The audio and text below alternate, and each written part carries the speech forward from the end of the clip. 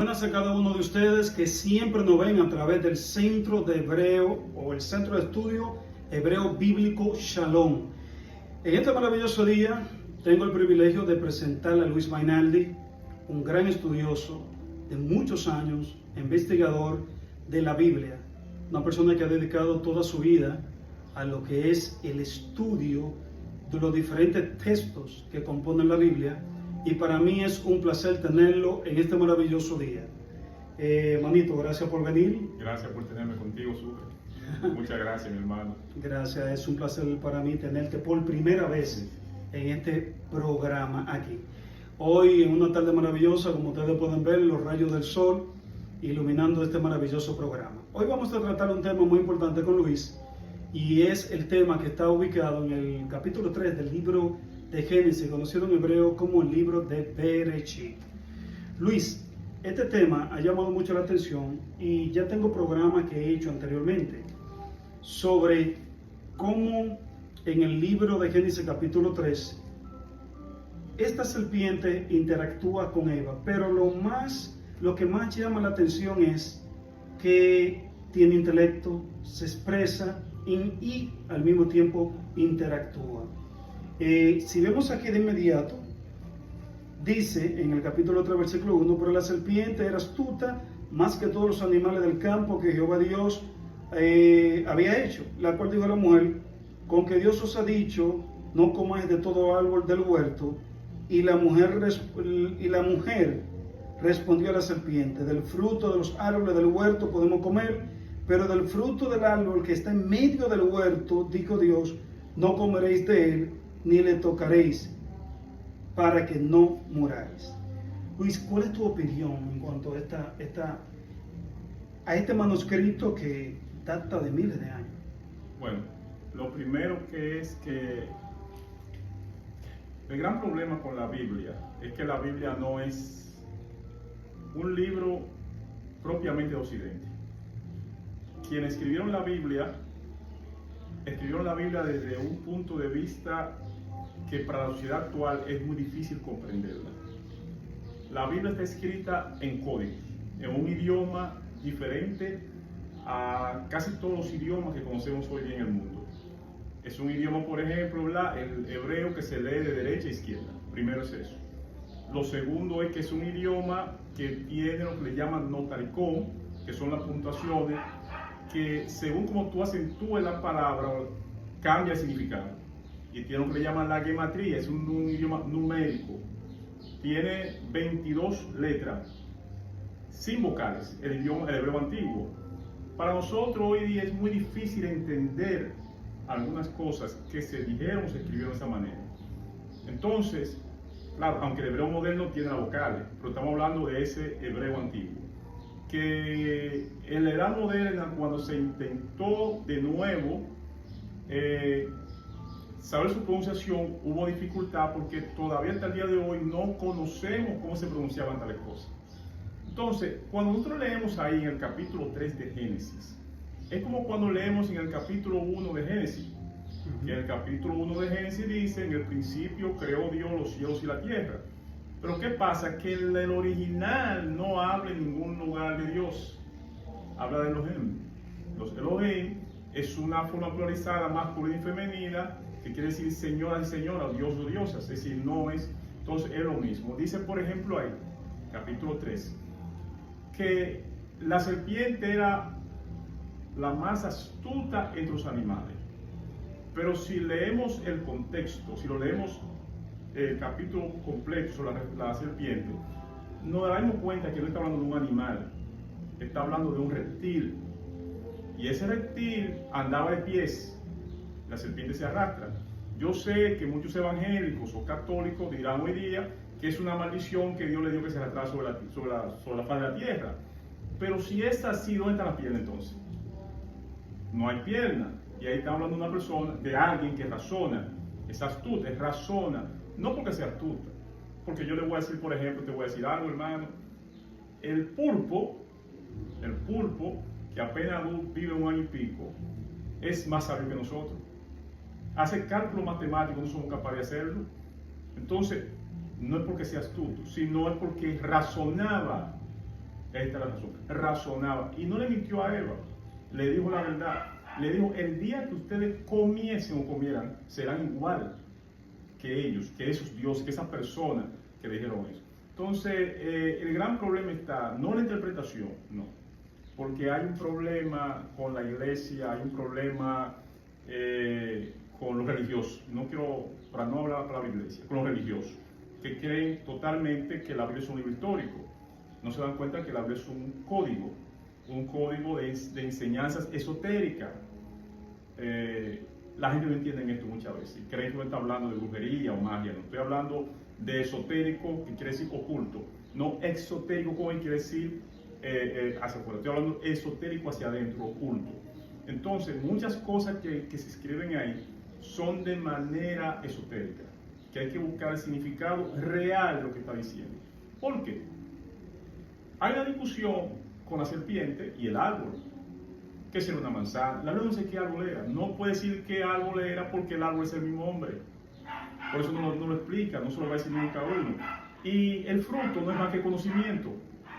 El fruto es conocimiento. Si ustedes adquieren este conocimiento, si ustedes se comen este conocimiento, si ustedes van a esa fuente, si abrevan a esa fuente, ustedes serán igual que ellos, siendo dioses igual que ellos, sabiendo el bien y el mal.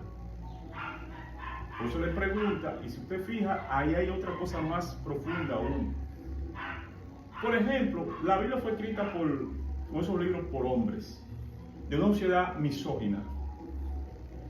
¿Qué te quiere decir con eso? ¿Quién fue primero, el huevo o la gallina? Dicen ahí que Dios hizo el hombre primero, pero dicen eso ellos. ¿Y por qué la serpiente no habló con Adán? Y habló con Eva. Ah, ¿por qué era más fácil de seducir? No. ¿Por qué el pleito entre la simiente de la mujer y la serpiente? Porque te está hablando claro, es decir, es una sociedad que oculta verdades. Es decir, como es misógina, dice, no, nosotros los hombres reinamos, lo que nosotros decimos es como nosotros decimos. El hombre no fue engañado, quien fue engañado fue la mujer. Es una forma de degradar a la mujer. Sin dar por la serpiente, que era astuta, habló con la mujer, no habló con el hombre. Y esta mujer le transmite al hombre su conocimiento. Fíjate, la mujer le transmite al hombre su conocimiento. Y eso implica también una sociedad matriarcal, no patriarcal, que después se convierte en patriarcal. Es decir, tú te fijas que quien lleva la voz cantante ahí es la mujer, no el hombre. Es después que esto se torna y se convierte en un Dios también, hombre, no en un Dios andrógino. Es decir, sin embargo, el capítulo 5 de Génesis lo dice, varón y hembra lo creó. ¿A imagen de quién? Si entonces lo creó a imagen de él, varón y hembra significa que es hombre y mujer. Si está hablando en aspecto femenino y masculino, no físicamente. Entonces, por eso es que tú ves que es tan difícil. La iglesia dice a veces, porque el teólogo fulano dijo tal cosa. Pero los teólogos no saben nada de la Biblia. Los teólogos que estudian es la doctrina de la Biblia que se aplican a los concilios o a las creencias en que ellos se manejan. Okay. Eso es realmente. Entonces, el árbol de la vida, yo no quiero profundizar mucho en esto, porque tenía que profundizar mucho en la parte esotérica. Claro. Por eso creo que son cosas que hay que hablarlas con mucho cuidado, porque podrían crear más confusión que... Desde luego. Exacto, que para los cuales no están preparados. Si el hombre se nota a sí mismo, se para frente a un espejo y abre los brazos, se da cuenta que él es un árbol. Él es un árbol, pero el conocimiento tiene que ver con otras cosas mucho más profundas.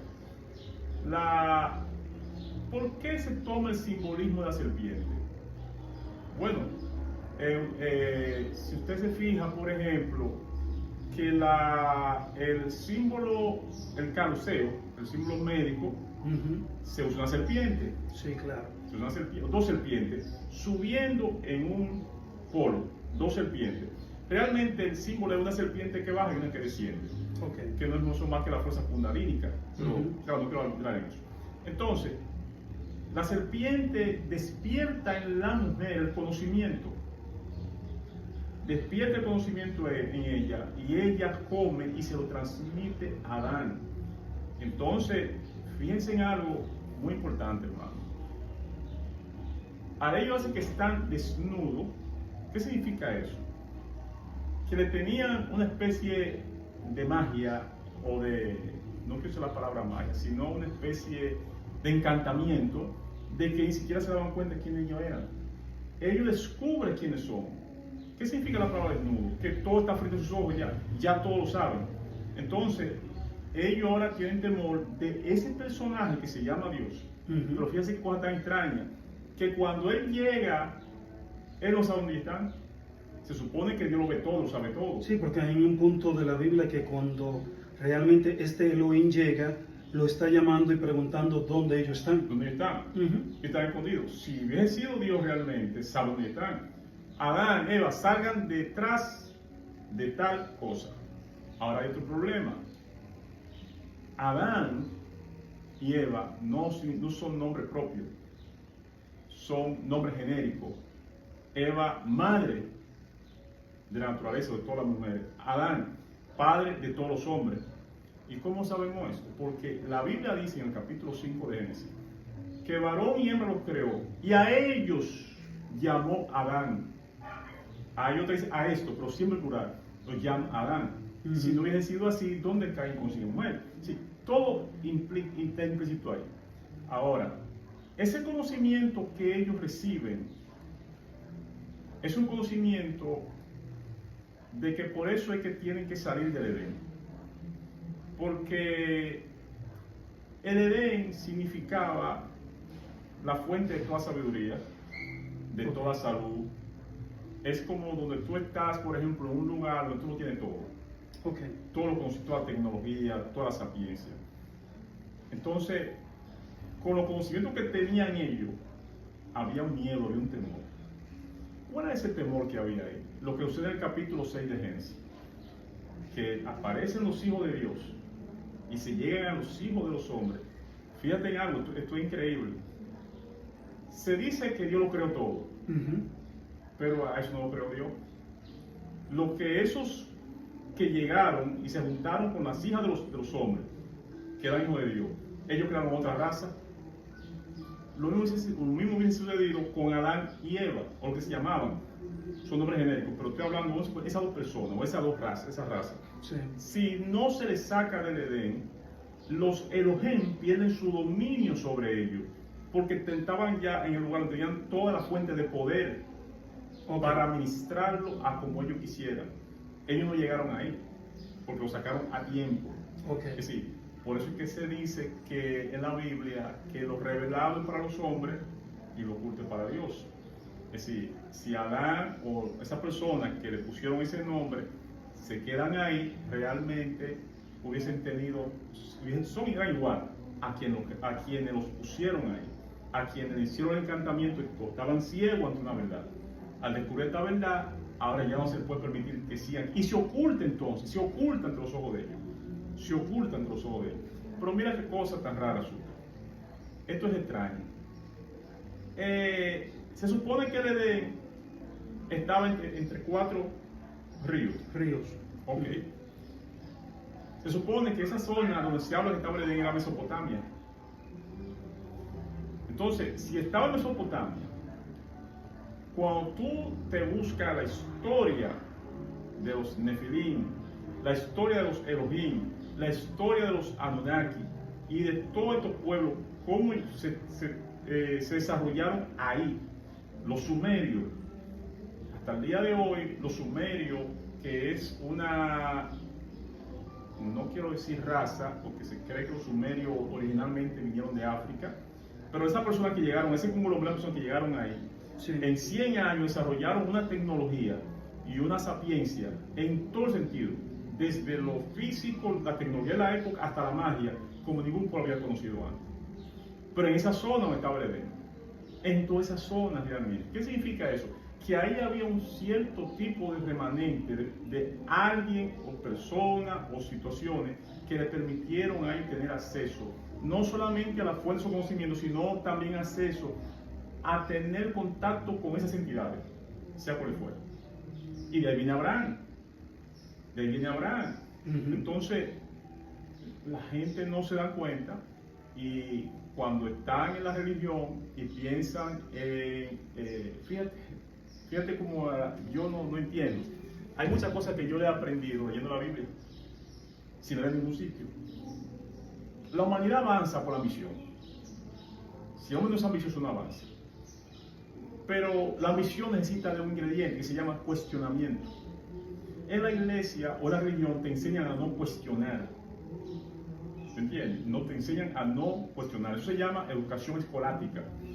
La educación que desarrolla el ser humano es la educación laica, donde tú cuestionas el porqué de la cosa. Es como cuando tú estudias periodismo. ¿Qué, dónde, y cuándo y por qué? Es decir, ¿dónde sucedió el hecho? ¿Cuándo sucedió el hecho? ¿Y por qué sucedió el hecho? Entonces, cuando tú agarras y empiezas a leer en el libro de Bereshit o en Génesis, tú te das cuenta, por ejemplo, que en el principio creó Dios, en español, en inglés, pero en el hebreo original no menciona a Dios en parte. Los cielos y la tierra. Si tú sigues leyendo, tú te vas a dar cuenta que hay una serie de contradicciones que no son perceptibles a la vista. ¿Como cuáles, por ejemplo? Esa misma. En el principio creó Dios los cielos y la tierra. Pero fue el principio. ¿En qué año? No tiene lógica. Pero si tú lees el versículo 2, te dice entonces que la tierra estaba desordenada y vacía. Entonces está hablando de una reingeniería, de una reconstrucción, porque estaba desordenada y vacía, así que tuvo lleno en algún momento. Pero si tú sigues leyendo, también te plantea que lo primero que Dios hace la luz. Eso es imposible. Entonces, si Dios hace la luz, entonces no está hablando de Dios. Quien está escribiendo ahí, ¿cómo tú haces la luz sin el sol? Es decir, si no hay quien alumbre, ¿de qué luz tú estás hablando? Tuvo que ser el sol primero, es decir, que son errores básicos que la gente no se dan cuenta y la gente cree, no, Dios, no. Primero tiene que ser el sol. Segundo, tercero, te habla de dos lumbreras, la mayor y la menor. Sabemos que la luna no tiene luz propia, que la luna recibe luz del sol, otra incongruencia. Pero si tú sigues leyendo, y yo me estoy leyendo esto para llegar al capítulo 3, donde estamos, si tú sigues leyendo la Biblia, en el versículo, capítulo 1, verso 25 o 26, ambos versículos por ahí, en uno te dice que dijo Dios, hagamos el hombre conforme a nuestra imagen. Entonces, no hay un solo creador, nuestra. Está en plural. En plural. Entonces, en el otro versículo te dice a ti que lo hizo conforme a su imagen. O fue a nuestra o fue a la de él. Hay una contradicción obvia. Si tú sigues leyendo, ya el versículo final, volvemos al versículo 1. En el principio creó Dios los cielos y la tierra. Al final te lo pone al revés. En vez de los cielos y la tierra, te pone la tierra y los cielos. Es decir, al revés. ¿Cuál fue primero entonces? ¿El cielo o la tierra? Los cielos y la tierra.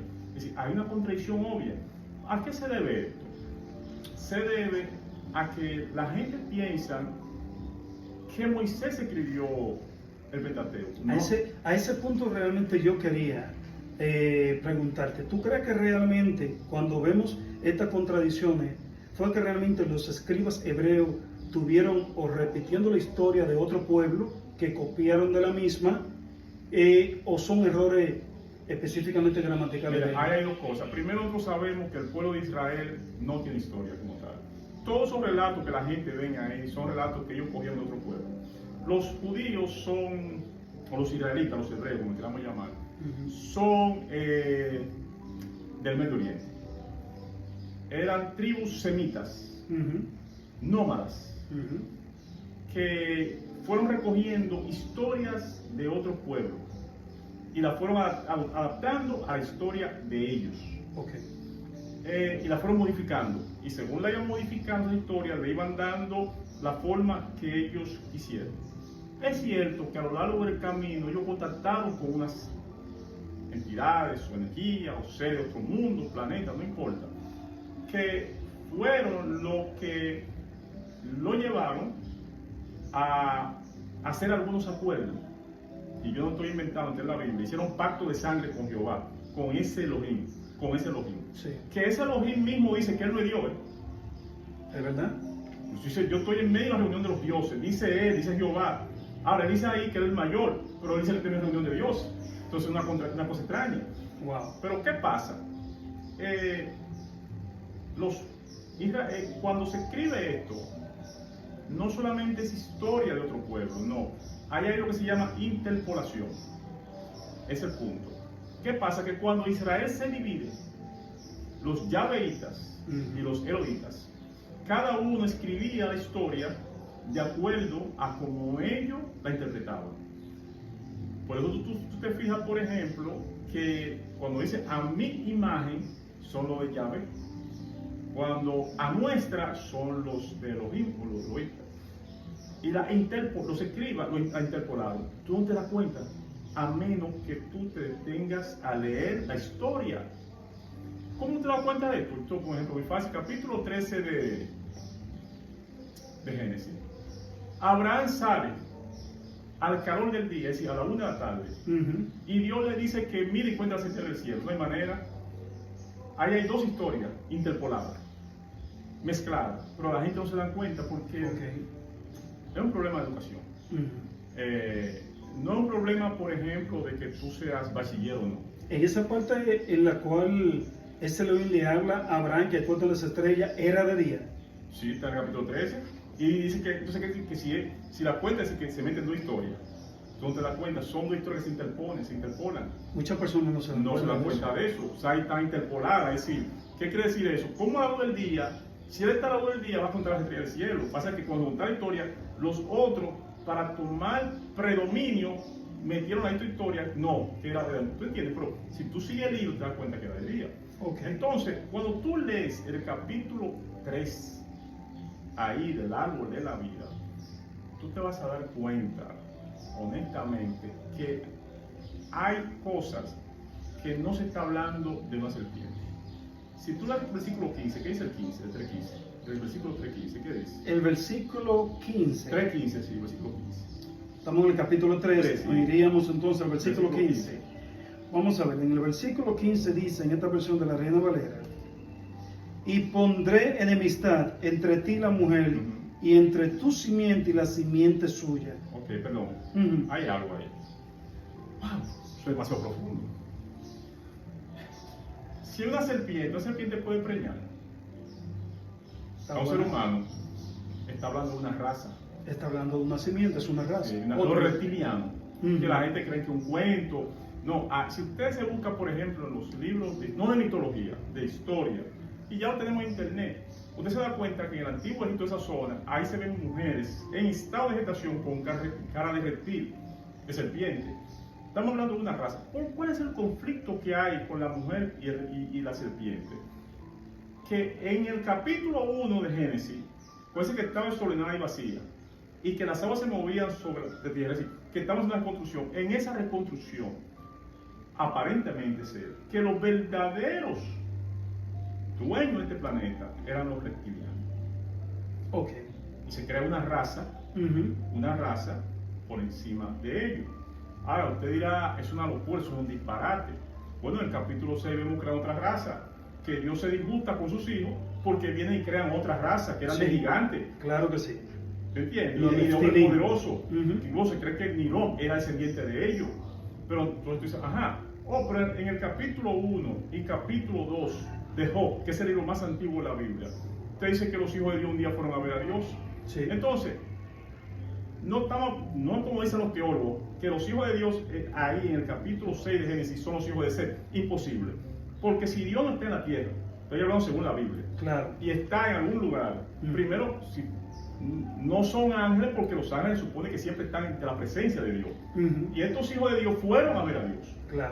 Y dice que entre ellos se coló Satanás. Y Dios le preguntó, ¿de dónde tú vienes?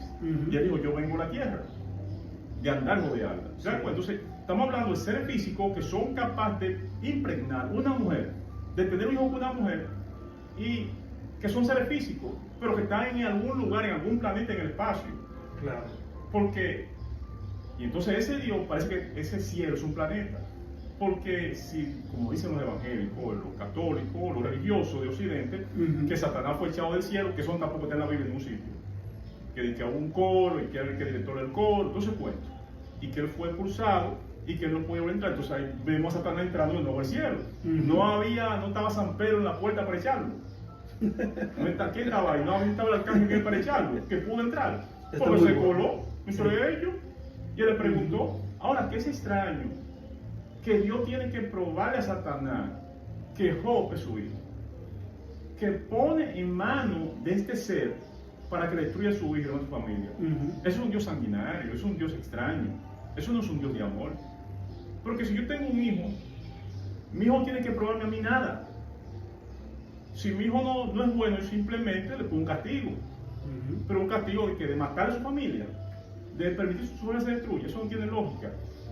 Entonces, esa raza reptil que está ahí, esos reptiles que están ahí, pero mira, eso es tan profundo, Sucre, que déjame decirte algo muy simple. Mira, la gente cree que el pueblo de Israel era un pueblo monoteísta realmente. Nunca lo fue. Nunca lo fue. Tú te coges la Biblia, son tantas cosas, eso es muy profundo. Mira, tú coges la Biblia y dice, por ejemplo, la Biblia, Moisés, que supone que vio a Jehová o vio a Dios, a quien sea, cara a cara, y habló con él y todo eso, apareció en el monte. Pues, ¿por qué cuando empiezan las serpientes a morder a los hijos de Israel en el desierto? Supuestamente. Moisés no clama a Jehová o a Dios, porque pone una serpiente un asta. Y cuando mira, dice, ¿por qué una serpiente? ¿Por qué no insisten en nosotros en que miremos a la serpiente? Oye, nos están psicológicamente, nos están enseñando un camino, nos están diciendo, observen eso, estudien eso, ahí hay un secreto. Pero no solamente eso, la Biblia no dice que Satanás y la serpiente antigua son lo mismo. Pero Jesucristo fue comprado una serpiente también. Estamos hablando que para ser sano el pueblo de Israel la serpiente, que para despertar al hombre la serpiente. Oye bien, que para el pueblo, para que el Hijo de Dios, el que muere en la cruz, es comparado con la serpiente, que así como fue levantado, así fue levantado el Hijo de Dios, lo está comparando. Entonces la gente no despierta. La gente lee la Biblia como un robot. Ahora, yo estoy diciendo estas cosas y el que me va a ver me va a llamar hereje, loco. No importa, eso a mí no me importa, está ahí. Simplemente hay que leerlo. Yo no invento nada, nada. Pues te voy a decir otra cosa, si tú sigues leyendo la Biblia más profundo, te vas a dar cuenta que la serpiente, más luego, tuvo que venir un rey sacarla del templo. ¿Y cómo es posible que estaba en el templo de Dios no fue destruida, la casa de Dios? ¿Por qué Jehová no apareció destruido? Porque eran grupos contrarios a estos grupos también, o a estos seres, estas personas. En el pueblo de Israel había muchos elohines, señores que gobernaban. Y Jehová era uno de ellos. Jehová, claro, termina triunfando sobre los otros. El pueblo de Israel termina adoptándolo. Pero fíjate de qué manera, qué Dios tan extraño. Era un Dios que se jaltaba, comía cordero, de la Biblia. Se jaltaba, sudaba, se tenía que descansar. De la Biblia, yo no tengo que decir los capítulos, estudianla, está ahí. Entonces, ¿qué Dios tan extraño es? Dice, no era ese espíritu, pero dice la Biblia que no, dice que él comió. Le gustaba la grosura, le gustaba la Virgen, aceptaba sacrificios humanos. Y entonces la gente se pregunta que ¿por qué hay tanta guerra en el mundo? Israel hizo un pacto con este Dios. Porque este Dios se ha convertido en el Dios del mundo. Por eso son las guerras, por eso Israel vive en guerra. Porque para poder permanecer siendo lo que es y el mundo, le dan como sacrificios seres humanos. Pero está en la Biblia. Entonces, todo tiene que ver con ese capítulo. Ahí empieza todo. El conocimiento. La serpiente lo que dio fue conocimiento. Y cuando tú adquieres ese conocimiento, tú adquieres todo. Te convierte en un Dios. Jesucristo lo dijo. Jesucristo en una ocasión dijeron que Belcebú, y él dijo, pues Belcebú vive en su propia casa, la divide. No, entonces él le dijo, pero usted va a poner una escritura, que dioses sois. Eso fue lo que la serpiente le dijo. El día que ustedes coman serán dioses. Y tú me dirás, ¿se convirtió en Dios el hombre? Claro, como nos convertimos en dioses. ¿Tú quieres ver si nos convertimos en Dios? Estamos viajando al espacio, ahí está el telescopio web. Sí. Estamos viendo, ¿y cómo el hombre, su capacidad, ¿te entiendes? Se potencializó a partir de ahí. Y si tú te das cuenta que a partir de ahí, cuando se echa de ahí, empiezan las diferentes edades del hombre, y las diferentes vidas astrológicas del hombre, y empieza el desarrollo del bronce, del hierro, todo ese tipo de cosas. El invento de la rueda, todo. Y el hombre hasta el día de hoy jamás ha parado de crear, de inventar. ¿Y cómo el hombre crea? Con su mente. La Biblia dice, tal cual es el pensamiento del hombre, así es. Entonces, el gran problema de la iglesia, o de la religión, es que no puede que la gente sepa estas verdades, porque mientras ellos repiten lo mismo, se convierten en esclavos, no en seres humanos libres. Cuando tú eres esclavo de todas esas enseñanzas, tú no eres un ser libre. Tú sigues siendo esclavo. Es con un temor a un supuesto infierno, un temor a absurdez, porque ni siquiera la Biblia habla de eso. Eso lo podemos discutir en otro momento, ni siquiera habla de eso, pero claro. Entonces yo a veces observo, ¿por qué tanta gente sigue cautivo en todos sus errores? Bueno, porque las creencias son más fuertes que la verdad. Las creencias son... El cerebro es maleable, es como plástico. Y cuando tú hagas un niño en una formación, es difícil después romper eso. Cuando tú atrapas el cerebro de un niño, o el alma de un niño, lo que tú le enseñas es difícil que se vaya. Tú se lo enseñas. Entonces, la gente entra a la iglesia y le dan un lavado de cerebro. Pero el que lo está haciendo ni siquiera sabe hacer un lavado de cerebro, no lo sabe tampoco. Él simplemente repite. La gente no sabe que Goebbels, el ministro de propaganda de Hitler, que fue tal vez lo más grande que dio la humanidad como propaganda, Goebbels, que fue el creador de todo ese imperio, en cuanto a hacer creer a la gente que el Führer, el tercer rey, iba a ser lo más sobre la tierra, y con esa propaganda convenció a mucha gente y lo doblegó, o en la maquinaria militar de Hitler. Lo decía, que una mentira repetida 200 veces se convierte en una verdad. Tú repites tanto algo, que mira, te voy a poner un ejemplo muy fácil. A mí me han llamado personas religiosas y me han dicho, Luis, ¿dónde que la Biblia dice tal y tal cosa? Y eso la Biblia no lo dice. ¿Cómo que no lo dice? Yo lo leí. Digo, no, tú estás repitiendo lo que te dijeron en la iglesia. Yo recuerdo un pastor muy amigo mío que una vez él me habló de un tema. Fue íntimo, no recuerdo bien. Y yo le dije, tú has leído un montón de veces tal versículo, ¿sí? ¿Qué dices? Y digo, léelo, pero léelo al paso. Léelo con punto y coma. No termino el versículo. Y yo he predicado toda mi vida, yo no sé. Digo, ¿tú sabes lo que estás haciendo? Repitiendo lo que te dije. Entonces los teólogos que no son, vuelvo y le digo a la gente, los teólogos no son historiadores.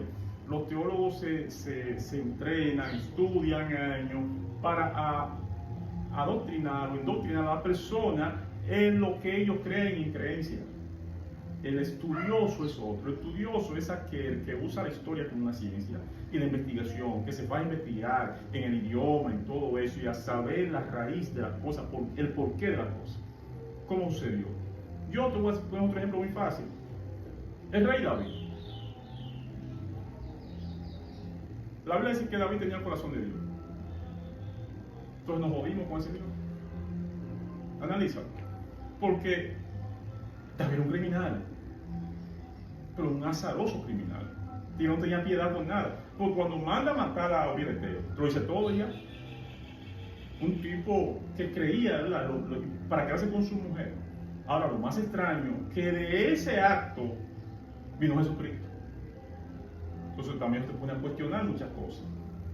¿Tú te das cuenta? Entonces, la gente no analiza. Lo que pasa es que David es muy importante en la historia de la Biblia y en el concepto de Dios para la iglesia y para el pueblo judío, porque él quiere dar carácter como nación al pueblo judío. David se dio cuenta rápidamente que una nación sin una ideología, sin una religión, sin un ejército, sin una formación, sin un palacio, no es nación. Eso fue lo que hizo. Eso fue lo que hizo. Él le dio al pueblo una bandera, una ideología, una identidad al pueblo de Israel. Una identidad. Más nada. Entonces, así mismo es. Cuando tú agarras ahí ese capítulo 3 de Génesis empieza la historia, todo el cuento empieza. Pero es un cuento maravilloso, que si la gente adquiriera esos conocimientos, fueran dioses, no hubiera límite. Tal vez mejor que se quede encerrado. Sí, tal vez mejor. Porque si se abre la humanidad no sabemos de dónde queda. Bueno, nada, Luis, te agradezco que me haya permitido esta entrevista que te he hecho en este día. Escúchame que lo hayamos hecho un poquito quizás informal. No hay problema. Yo no quería dejar pasar por alto esta oportunidad porque como tú eres una persona que vive muy ocupada, espero que en una próxima ocasión podamos hacer esta entrevista en un estudio con luces y más profesional, pero creo que realmente lo más valioso ha sido el conocimiento que tú has aportado a todos los que nos ven y nos siguen a través de este programa del Centro de Estudio Hebreo Bíblico Shalom. Esperando que cada uno de ustedes hayan sido edificados con las palabras y las enseñanzas de Luis Mainardi, que ha sido un estudioso de muchos años y que siempre le ha enfatizado que él debe escribir sus libros, abrir su canal por YouTube y darse a conocer, porque hay mucho material, hay mucho conocimiento, Luis, que tú tienes, y que yo sé que esos conocimientos lo está esperando la audiencia. Una vez más, gracias, Luis. Gracias. De gran manera, y gracias a cada uno de ustedes que siempre nos siguen a través de este programa, y esperamos sus comentarios, esperamos a ver qué ustedes opinan acerca de esta gran exposición que ha hecho Luis Mainardi con nosotros. Recordándole siempre, por favor, que sus comentarios tienen que ser respetuosos. Si usted difiere de algún punto en cuanto a lo que se ha expresado, no es necesario utilizar palabras decompuestas ni nada por el estilo. Eso, respetamos cada ideología y cada forma de pensar. Así que muchas gracias por estar con nosotros y será hasta el próximo programa. Así que nos vemos.